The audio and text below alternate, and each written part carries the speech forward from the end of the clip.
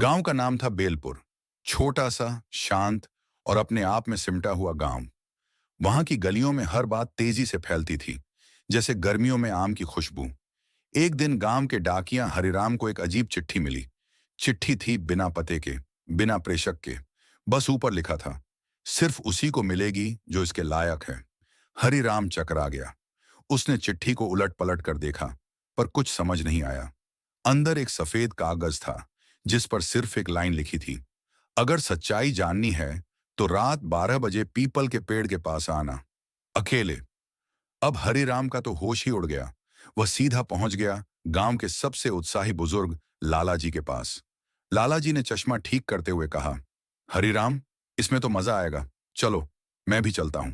पर लिखा है अकेले आना। हरिराम डरते हुए बोला, अरे मैं झाड़ी के पीछे छुप जाऊंगा, कौन देखेगा। रात को 12 बजे, जब पूरा गांव सो रहा था, हरिराम डरते डरते पहुंचा पीपल के पेड़ के पास। लाला जी पहले से झाड़ी में छुपे थे। चारों ओर सन्नाटा था। अचानक किसी ने पीठ पीछे से हरिराम के कंधे पर हाथ रखा। वह चिल्ला पड़ा, भूत। लेकिन पीछे खड़ा था गांव का नौजवान मक्कन। अरे काका, आप भी आ गए। तू यहां क्या कर रहा है? मक्कन बोला, मुझे भी ऐसी ही एक चिट्ठी मिली थी। अब दोनों हैरान हो गए। फिर वहां पहुंची श्यामा, गांव की दूध वाली। तुम लोग भी आए हो? मुझे भी यही चिट्ठी मिली थी। कुछ ही देर में वहां जमा हो गए गांव के कुल 7 लोग। सबको वही चिट्ठी मिली थी, और सबने सोचा कि ये सिर्फ उन्हें ही मिली है। अब तो सब चकरा गए। इसी बीच झाड़ी से लाला जी निकले और बोले, लगता है कोई मजाक कर रहा है। पर किसका? तभी अचानक पेड़ की डाल से एक बोरी गिरती है। सब चौंक जाते हैं। हरिराम ने बोरी खोली। अंदर था एक पुराना ताला लगा बक्सा, साथ में एक और चिट्ठी। जिसने यह खेल शुरू किया, उसने सच छुपाया है। उसे ढूंढो और ताला खुलेगा। अब तो यह पूरा सस्पेंस ड्रामा बन गया। लाला जी बोले, यह गांव का कोई ही कर सकता है जो सबको जानता है। हरिराम को शक हुआ बंसी पर, जो गांव का शरारती लड़का था। सब पहुंचे बंसी के घर। बंसी तो गहरी नींद में था। उठाया गया तो बोला, मैंने कुछ नहीं किया, मैं तो परसों से ससुराल में था। बंसी की बात सच निकली। उसकी मां ने भी पुष्टि की।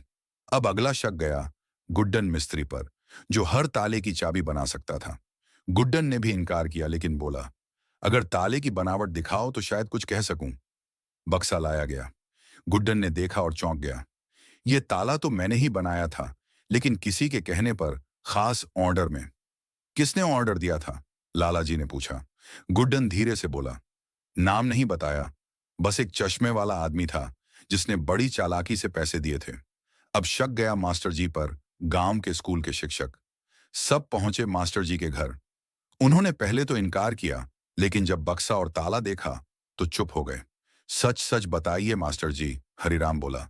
मास्टर जी ने गहरी सांस ली और बोले, ठीक है, ये सब मैंने किया। क्यों? सबने एक साथ पूछा। क्योंकि मैं चाहता था कि गांव के लोग एक बार फिर साथ आएं। अब सब एक दूसरे से कटे कटे रहते हैं। त्योहारों में भी कोई मिलना नहीं चाहता। तो मैंने सोचा एक रहस्य बनाऊं, जिसे सुलझाने के लिए सबको एक साथ आना पड़े। हर कोई चुप हो गया। बात में दम तो था। लाला जी बोले, पर बक्से में क्या है? मास्टर जी ने चाबी निकाली और ताला खोला। बक्से में निकला एक शीशा और एक पर्चा। पर्चे पर लिखा था, जो साथ आता है वही असली खजाना पाता है। शीशे में सबने खुद को देखा और फिर एक दूसरे को, और सब हंस पड़े। हरिराम बोला, तो असली खजाना हम सब हैं। श्यामा बोली, और हम सब पागल। सब हंसते हंसते लौट पड़े। बेलपुर गांव की गलियों में फिर से आवाजें गूंजने लगीं।